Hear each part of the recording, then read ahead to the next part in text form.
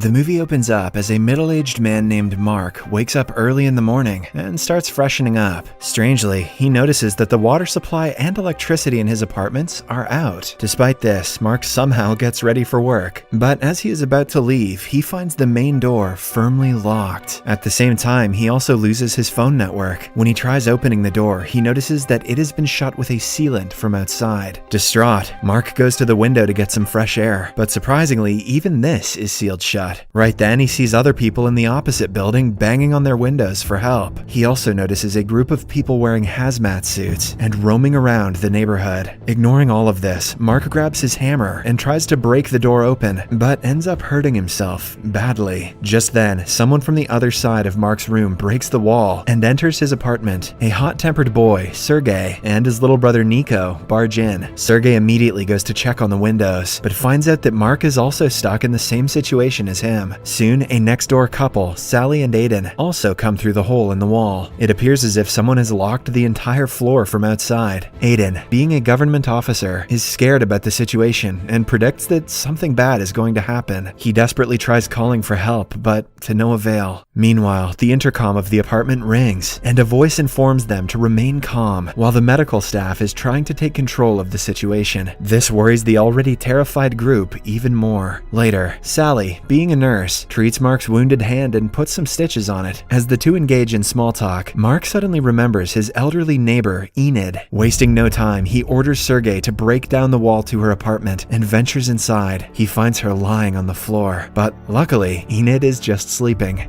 In the next scene, the entire group stands by the window to find out what's actually happening. They notice the hazmat suit-wearing workers building temporary medical tents in the neighborhood. Meanwhile, the intercom rings again, and this time, the voice suggests everyone stay indoors, as there has been a noxious gas leak. However, Aiden does not buy it. He believes that the authorities are trying to hide something serious from them. Mark also spots a couple of medical workers spraying disinfectants in the building and escorting some infected people to their camp. Suddenly, when a man tries to set himself free and run away, he gets shot by a sniper. This shocks everyone looking from their windows. Shortly after, the hazmat-wearing employees start barging inside nearby apartments. When the residents don't comply with the protocols, they are dragged outside. Witnessing this, Mark and the group realize that the medical staff can arrive at their apartment anytime. Hence, they start brainstorming ideas to break the door and escape. After some time deliberating about a possible solution, Mark remembers that he has some corrosive chemicals in his apartment that could be used to melt the sealant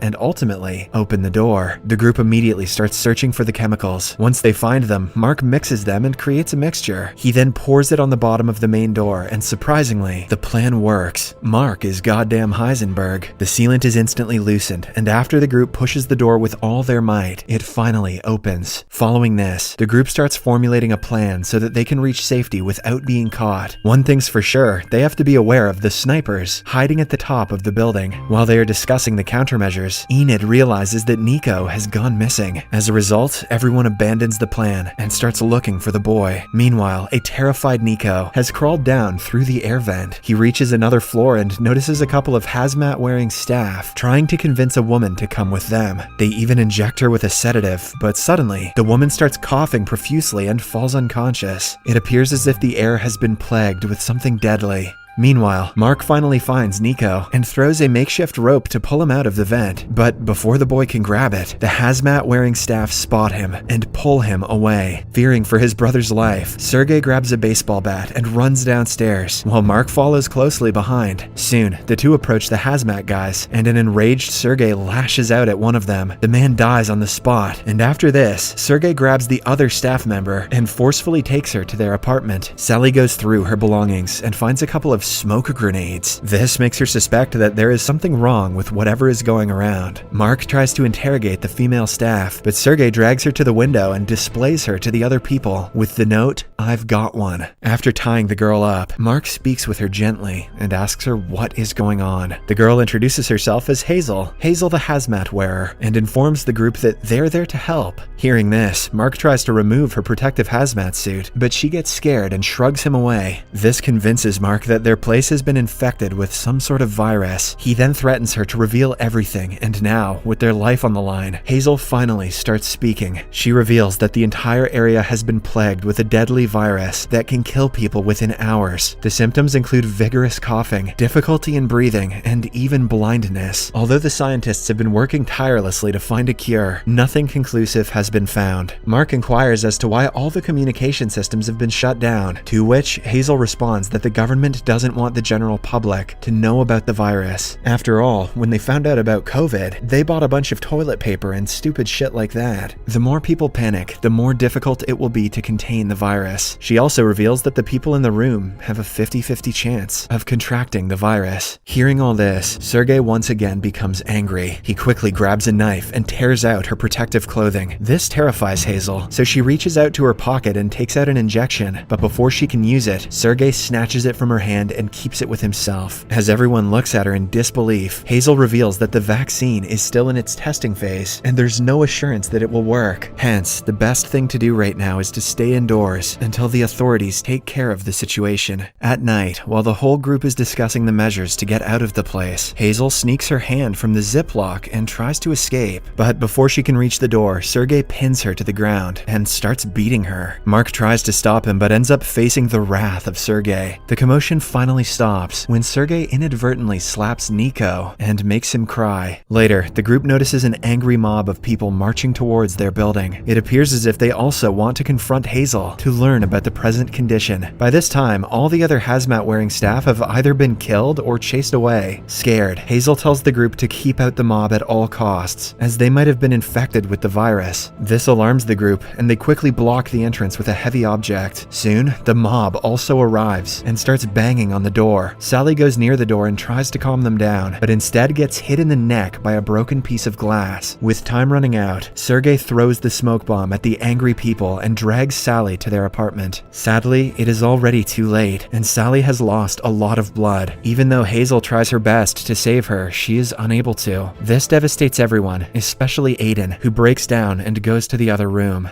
In the following scene, after the group wraps Sally's body with a piece of cloth, they search for Aiden, but cannot find him anywhere. It turns out that he has already escaped from the apartment, wearing Hazel's hazmat suit. When he reaches outside, the other residents mistake him for medical staff and immediately surround him. What did he think was going to happen? They harass him for vaccines and start beating him up. Just then, the sniper fires a warning shot, prompting everyone except for Aiden to run away from the place. Sadly, despite Aiden wearing a hazmat suit, he is identified as an infected patient and shot to death. That was the worst plan I've ever seen in a pandemic movie. Elsewhere, Sergei goes to check out the entrance and notices a group of residents rushing towards them. He asks his remaining group to move out of the room as soon as possible. However, Mark does not want to leave Hazel alone, so he tries to untie her. But before he can do so, an enraged Sergei knocks him out with a baseball bat. This leaves Hazel in a precarious situation with nowhere to hide. After some time, Mark regains consciousness and rushes to search for Nico and the others. When he peers through the window,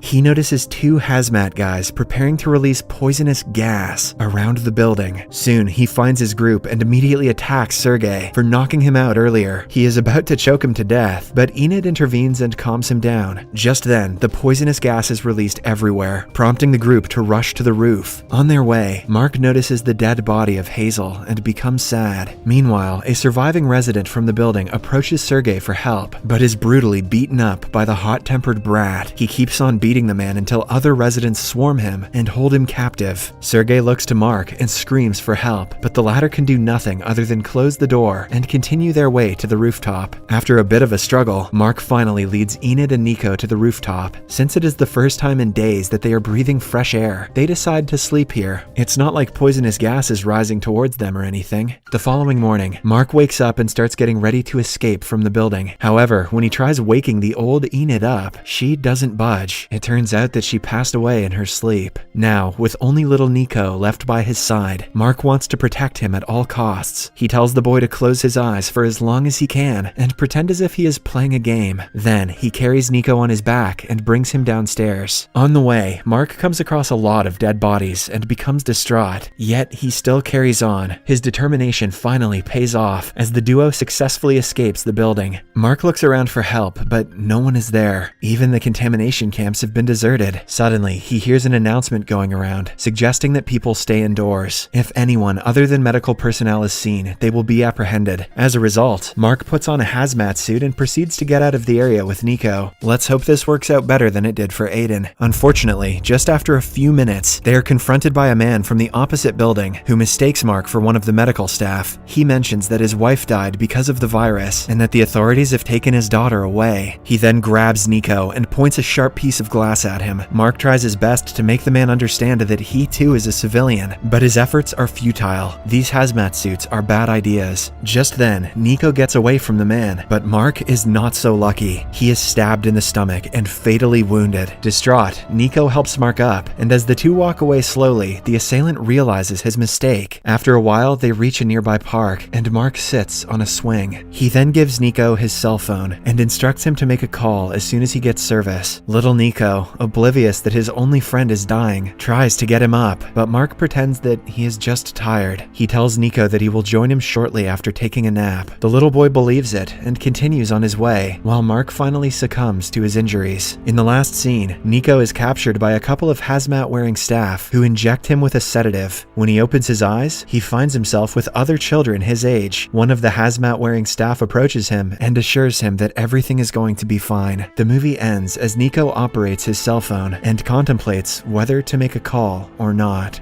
The moral of today's story is to never put on a hazmat suit. Subscribe for more videos like this, turn on notifications, and leave a like to help the channel out. Thank you for watching.